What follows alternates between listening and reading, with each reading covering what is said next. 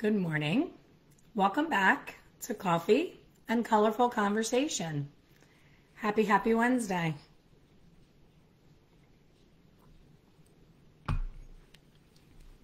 It is pouring rain where I am today, so I hope we maintain a good connection and that you can see and hear me. I have a lot I want to share with you today.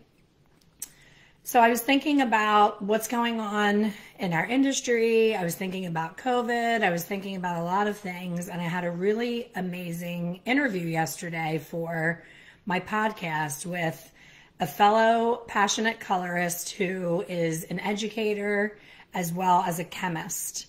And so full of knowledge of things that, I've been doing hair for 34 years and I've specialized in color for 18 of those 34 years. I've done color every single day for 34 years.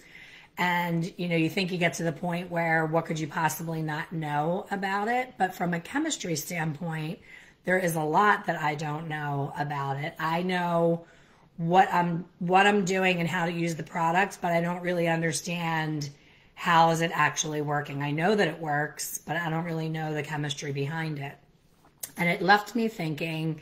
It was one of my favorite podcast episodes. And at the end, I said, oh my gosh, we could have gone for another 3 hours. Like, we are both so passionate about hair color. It was a great conversation full of, awesome nuggets of info. But we also have a very common bond of our frustration for trying to help other, other hairstylists to better understand hair color and to break through all of the false ideas that unfortunately manufacturers have put into our head, where we feel so tied to a certain tube and a certain brand.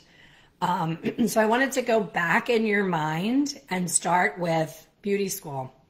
So depending on where you went to school or how you went to school, some people went during high school and you were lucky enough to have the opportunity to not have to pay for beauty school. You were able to go as one of your classes. Maybe senior year you started at the tech program in a high school. I tried to go that route, and I went to a very strict all-girl Catholic school, and the nuns were not having it. They looked at my grades and they did the typical, you're too smart.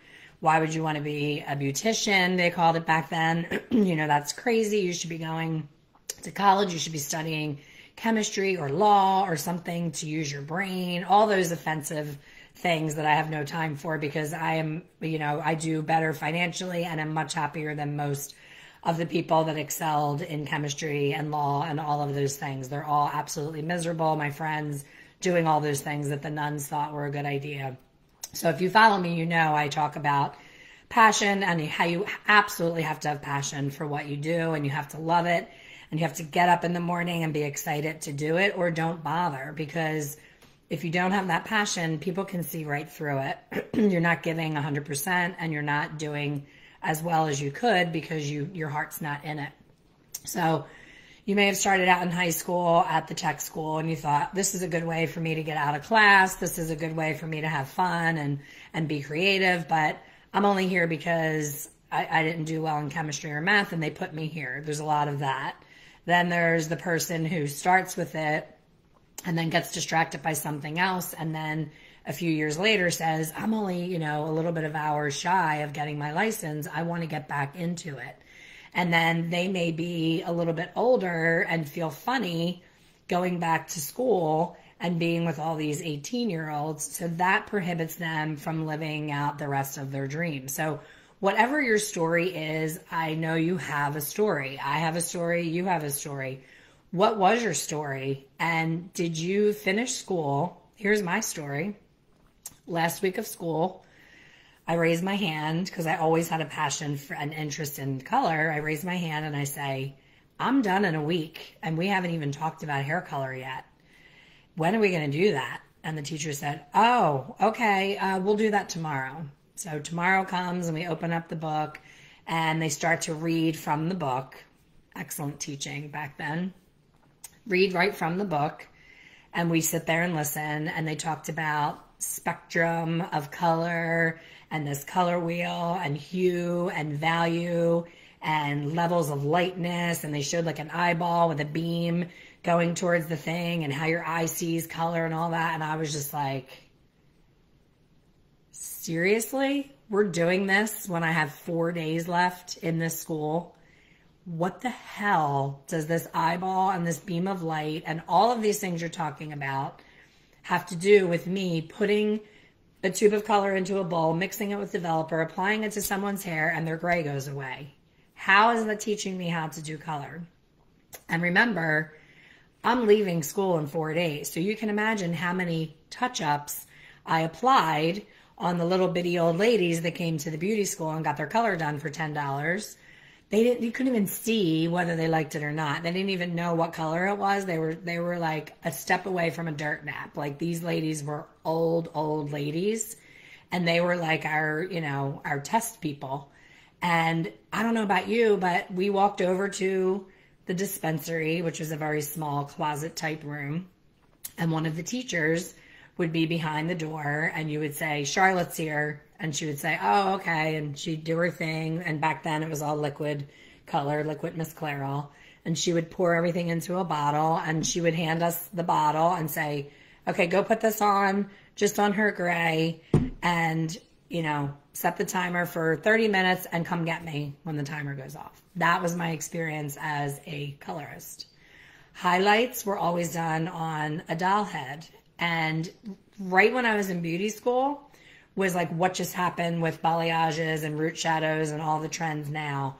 Highlights were brand new. I'm dating myself. So everybody was like throwing the cap and embracing these foils, and it just took so long. So depending on where you are in your career, whether you're a newer stylist or a seasoned stylist, you remember what it felt like to try and place that foil into the hair without it buckling and wrinkling, and you were all thumbs, and you had bleeders and, uneven lift and all of that stuff. And, that was my experience. And I also experienced my timing being super long. So my teacher didn't tell me to practice on my timing. The person next to me didn't tell me to practice on my timing. I knew I had an interest in color, and I made it a point to take my doll home every night that last, few weeks of beauty school, and I would mix up heavy conditioner, like a thick conditioner, and I'd set a timer. And at first, I think it took me probably 2.5 hours to get through a head like mine to foil it. So 2.5 hours. Then the next night was 2 hours and, 25 minutes. It just kept getting shorter and shorter and shorter. And I would try and beat myself. I wasn't in competition with anyone but myself, but I just kept doing it. So by the time I graduated, as I was in beauty school, I thought it was important to work in a salon. So of course, your hours in beauty, everything is just so convoluted. It drives me crazy. Beauty school is Tuesday through Saturday, and it's, 9 a.m. until 4:30, something like that. So when you go to try to get a job in a salon, the salons are kind of like, well, by the time you get here, we're going to be done for the day. We need you at noon or 1 o'clock or whatever it is. So I would leave beauty school at 4:30. I would drive to the salon that I worked in, which was a very high-end, very hip, cool salon. I felt like a fish out of water. I felt so behind on everything. But I just watched them. I watched how they talked to their clients, how they waited on them with their, cold water, and how they always had fresh flowers delivered every week, and just the whole service part of it. I didn't understand a thing about the color part, but the whole service thing was just, it was like an orchestra. Everything just ran so smoothly from the front desk to how they're greeted, to where they were brought to the sink, to the head massage, to all of that. So without me really knowing it, I was getting a really awesome education on how to treat a client. And I would watch my boss do highlights, and I've never seen it done since. She always had to have an assistant. She used saran wrap, regular household saran wrap, and the assistant had to hold it on the hair, and she would paint the highlight on, and then she would fold the plastic up and put these little plastic clips. And that's the way that she highlighted hair. So if her assistant called out, she would be beside herself because she couldn't do it. I mean, you all know how saran wrap is so flimsy. When you use it on balayage, it's sticking to you, it's sticking to the table, it's sticking everywhere. So she could not function without an assistant. So I'm taking all of this in. We did a big photo shoot. That was really cool. Like all these experiences. So this was maybe the last 3 months of beauty school. I got this job and I'm there from like 5 to 8, Tuesday, Wednesday, Thursday, Friday. And then Saturday, I really couldn't work at all because they were closed by the time school was over. So I had, 4 nights of 3 hours a night, and you know how it goes. Half the time, I shouldn't say half, most of the time, I was behind that shampoo bowl, head after head after head, shampooing, folding towels, washing towels, doing all the things. So I hate the phrase fake it until you make it. I really hate it because I think people take it so to heart that they end up never seeking the knowledge, never learning the full picture because they're like, I'll just fake it and somebody will get me through it. And then they go 15 years into their career and it's like, oh crap, I can't fake it anymore. I have to actually figure this out. Well, now I'm embarrassed. How can I go to a basic color class when I've been doing hair for 15 years? That's embarrassing. So I'll just keep faking it and I'll keep asking a coworker and I'll keep guessing and I'll keep getting okay results because I'm getting by, right? I'm good. I have clients that love me. They don't know the difference between good color and great color. So it's just okay. But I'm sure you'll agree that with the COVID situation, clients are taking a step back and saying, do I want to continue going where I'm going? Is this person my person? Are they doing the best job they can on my hair? Now that I've seen myself with a little bit of regrowth, maybe I think she's made me too blonde. Maybe I'm welcoming in a little bit more of my brown. Whatever it may be, I am hearing from a lot of my students in my Hair Color Secrets Insider membership. I would say more than not are saying that they have never had a time that they've gotten more new clients because other people's clients are waking up and saying, you know what, I don't get good service from her. She squeezes people in. She makes me wait. She's never on time. She's always out smoking a cigarette. You can never find her. All of the things that you got away with faking it until you made it, all of a sudden are under the microscope and people are like, you know what, I'm paying good money and I want good service and I want to feel fabulous once I do go back to the salon. So this is what happens. I mean, you see movies about people who are geniuses in their field and don't know how to read. And they just got by because nobody would ever imagine that they couldn't read. It was almost like they couldn't read, so they would hire like a really awesome assistant and say, read that thing to me, and act like I'm so fabulous that I need you to read it to me because I don't feel like reading it. But they really couldn't read. But if they would have told people they couldn't read, they would be like, whoa, I don't trust anything this person does because they've been faking that they can read all these years. What else are they lying about, right?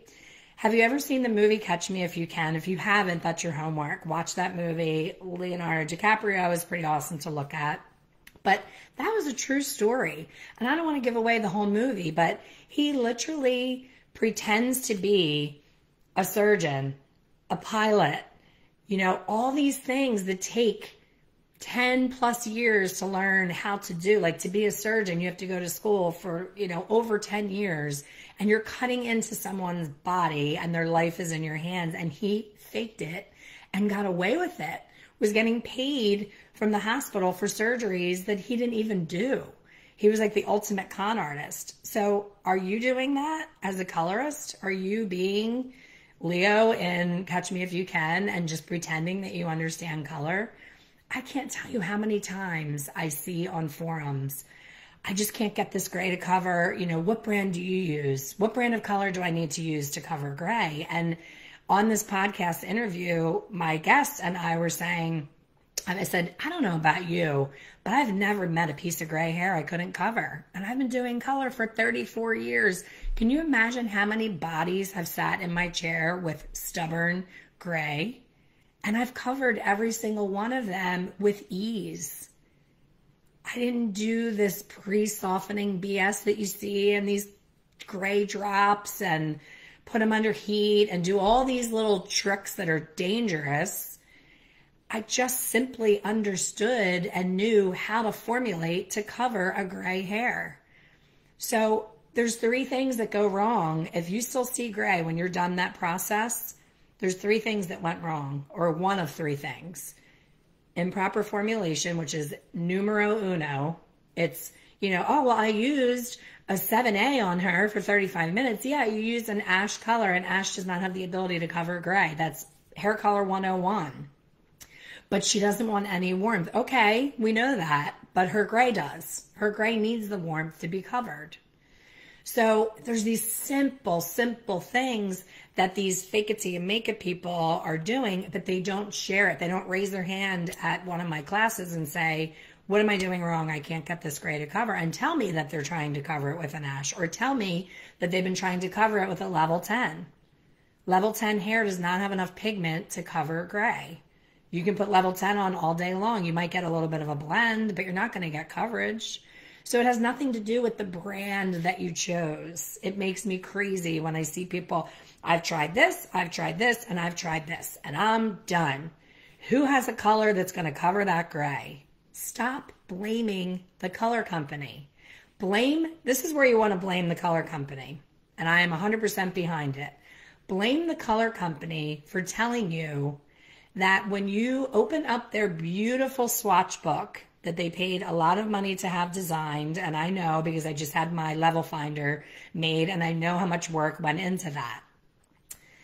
They put those colors on spun string. It's strings. It's not human hair. A swatch book is not made of human hair.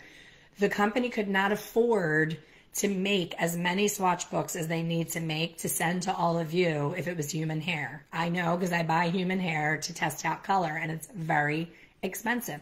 Think about extensions, how expensive the actual just the hair for the extensions is. It can be $1,000 just for the hair. So imagine those big, beautiful binders with all those thick pages of all those little hairs. It's not human hair. And then what is it? Is it done on brown? Did the base start as a level 5 brown, or did it start as white? Is it yak hair? Is it goat hair? Do you know? Do you know what's in that book? You don't. And then you take it over to your client, you carry it over all awkwardly, and you plop it on their lap, and you say, go through here and tell me what you like.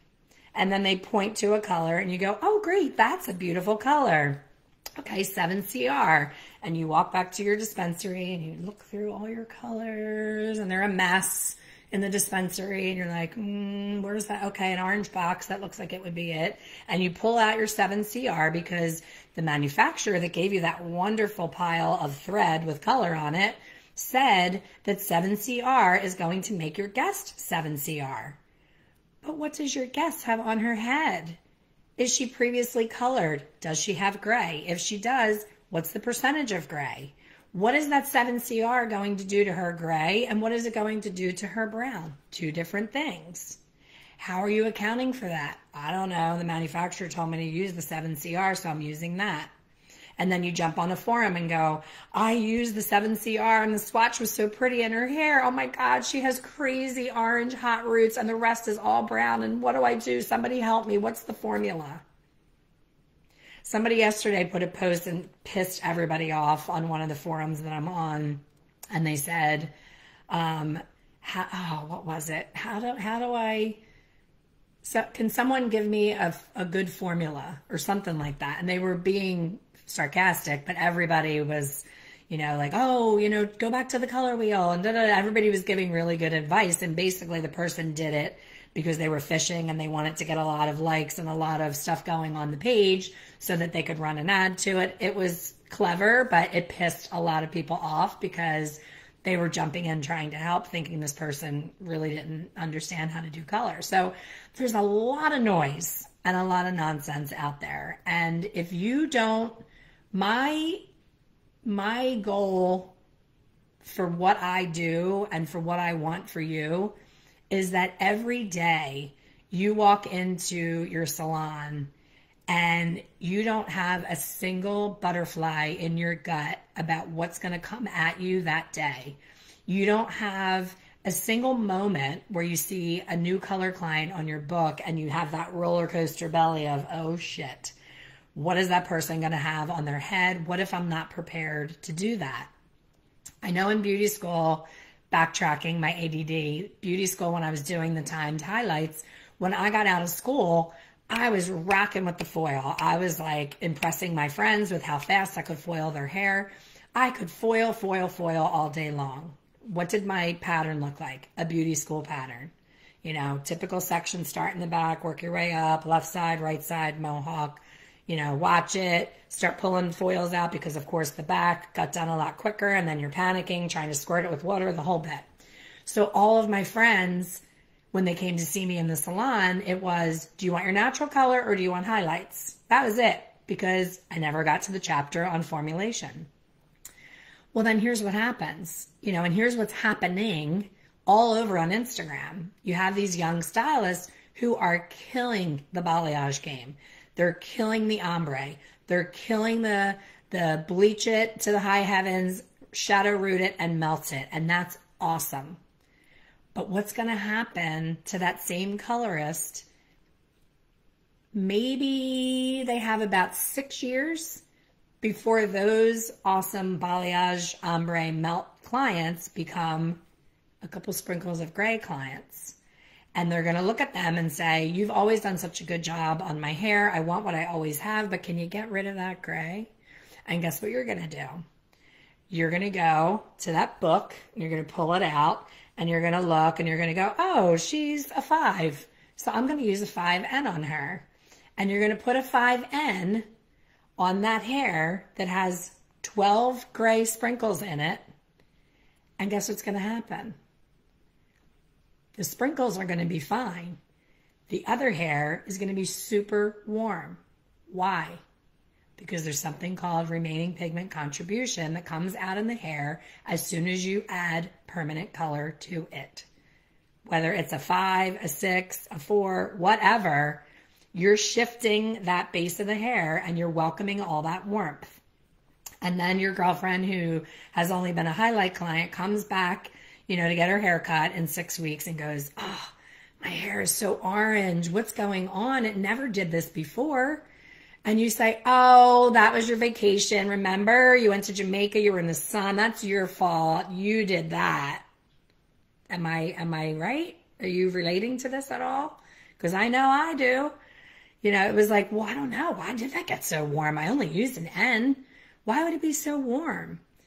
So there's so much more to color than slapping on an N. There's a proven statistic that the majority of licensed hairstylists work with 6 shades of color. 6. Think about how many shades exist in a line of color, most lines of color. There is a plethora of bases of whether it's pre-blended or not. Pre-blended meaning, you know, a line that has like CR or NA, that's 2 shades already put together in a tube for you because manufacturers think that we're too dumb to figure out how to build all of that. So remember, the manufacturer have corporate people on boards, not hairdressers, creating these swatch books, creating all these things. It's not hairdressers. So they're like, oh, let's just keep it simple so that we don't get sued and they don't use the product wrong. And that's where the confusion comes in. Someone will take my class and I'll say one thing, and they'll take somebody's class 2 doors down at the Jacob Javits and they'll say another, because that other person works for a manufacturer and has to say what the manufacturer told them to say. I don't. So when I teach someone, there's a little bit of that trepidation of, I've never heard that before. She must be crazy. They must all be right. But I'm the one who's been doing color successfully for 34 years and did not leave a single gray hair behind. So that's when you have to decide, what is your story in color? And when are you going to own up to the fact that you've been faking it, praying, pretending, guessing, and ultimately avoiding, because the information is here for you.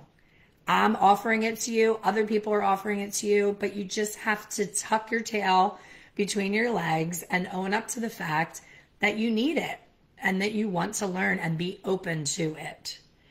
So I open my membership twice a year, excuse me, May and November.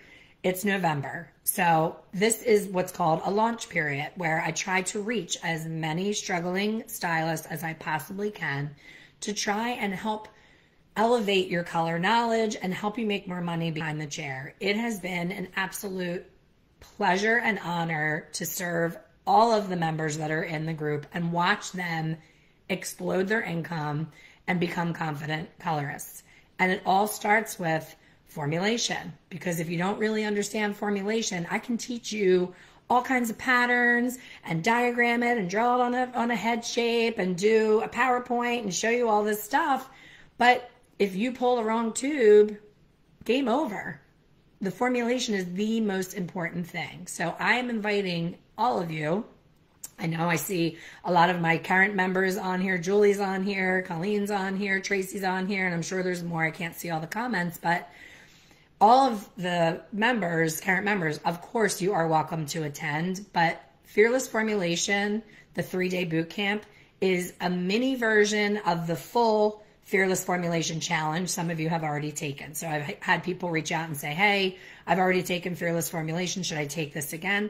You can. You're absolutely welcome. I always welcome everyone into these boot camp challenges because you might pick up something that you missed the first time around. But the purpose of the 3-day boot camp is to let people come into my world and experience what is a training with Elaine, what is she all about. And my hope is that they'll love it so much that they'll stay and they'll join the membership and get to become part of our amazing community. I can tell you with absolute certainty, this community has been strong and filled with passionate colorists for almost 3 years. There is not a single negative comment in our private Facebook group. There is no drama like you see in all the other groups, because I think every member knows I would never stand for that, because this is your home. This is your safe place of I don't know and I want to know. I want to learn. So I hope that if you are not 100% confident, and I'm talking 100%, a person comes in with blue vivids and wants to go blonde. A person comes in with henna in their hair and wants to go blonde. A person really blonde wants to go dark. Every single circumstance and situation, if you are not 100% super confident, I got this, let's do it, start here. I promise you, those butterflies will be gone, that anxiety will be gone, because it all starts with formulation. All of it. Understanding what the heck is in that tube and why it does what it does will change not only your career, it will change your life, because you shouldn't have to go into work nauseous and sick to your stomach saying, oh my gosh, I have a new client and so-and-so's not here and she's my person that I always bounce things off of because she's such a color rock star. But I never took the time to ask her why she does what she does. I just see her do it and then I do it. And it turns out, isn't that awesome? Well, the trend right now is sweets. So what if you're completely booked doing what you're doing? You're great at cutting hair, you're great at doing kids cuts, you're great at updos, you're great at everything, but you're kind of tired and burned out of your location and you don't feel the love anymore. You feel like you're not being appreciated, you're going through the motions, every day's Groundhog Day, and all of a sudden this beautiful suite opens up 5 minutes from your house and you could have your own business, make your own hours, wear what you want to wear, put whatever music you want to put on, but you're like, oh crap, they're going to see me. They're going to see that I really never knew how to color their hair. That Jill, my coworker, has been whispering in my ear like Oz, right? From Wizard of Oz. She's been behind the curtain. It's like this. Oh crap, what do I do? That client's in my chair, da, da, da, da. And she's like, oh, you know, she has this going on, so make sure you use a G in there and make sure you mix it in it. And you're like, okay, thanks. But what about when Jill calls out sick? What about when she has a death in the family and she's gone for a week? Do you not book color clients? That's craziness. So tonight's homework for all of you coffee chatters is to watch Catch Me If You Can and look at that movie and how amazing a lie can just keep going and you just have to keep covering. It's exhausting. I think it's more exhausting to keep avoiding and faking than to just dig in and do this 3-day challenge and actually understand it. And then I promise you at the end of the challenge, you're going to be like, I want more. It's addicting. Once you understand it, it's like, well, now I understand how to formulate. And now I want to learn a new highlighting technique. I want to have an easier way to do a face frame. So now I want the 18 foil money piece training. I want to do that now. And then the 18 foil money piece, you're like, oh my gosh, that was so great. What else does this girl have? And then you want more, and you get an entire year filled with all of that. So many bonuses, so many great things that by the end of a year, you are a different person. It's worth investing in your future. Stop faking it. I hope to see all of you at the boot camp. I will share the link as soon as we hang up. I'll put it in the title of this coffee chat, and I hope to see you all soon. It starts on the 15th. It's 3 consecutive nights, 15th, 16th, and 17th at 8 p.m. Eastern. I have my podcast interviewee, my guest on my podcast that I talked about earlier in this chat, is going to be a guest on the last night of the boot camp. You're not going to want to miss that. It's the finale class, and I have a special guest who is a really genius chemist in the hair color world that worked for Redken for 26 years, worked for another manufacturer for 4 years. They totally understand what color is, how it's made, how it works, and the chemistry behind it. So thank you for listening, as always, and I will see you next week on Coffee and Colorful Conversation. Have a great week.